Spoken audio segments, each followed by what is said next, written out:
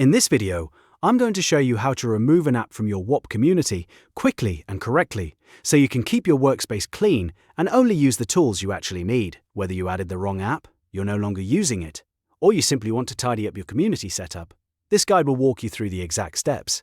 And if this tutorial helps, make sure to hit the like button and subscribe for more simple software tutorials just like this.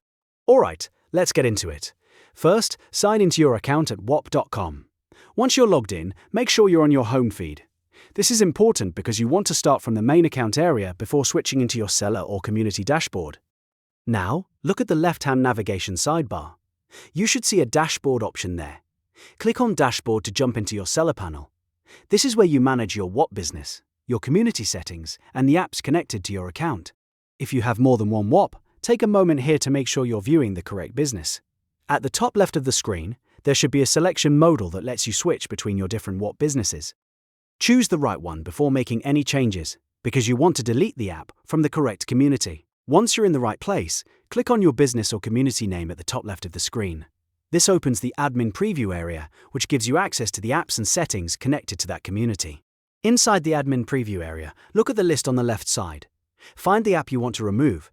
Take a second to double-check the app name so you don't delete the wrong one.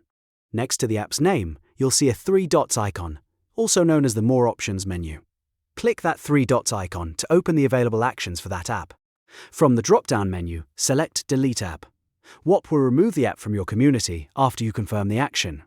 Once deleted, the app will no longer appear in your community setup. That's it, you've successfully removed an app from your Whop community.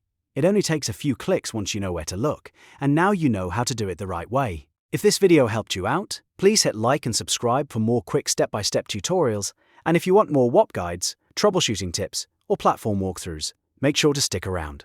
Thanks for watching, and I'll see you in the next one.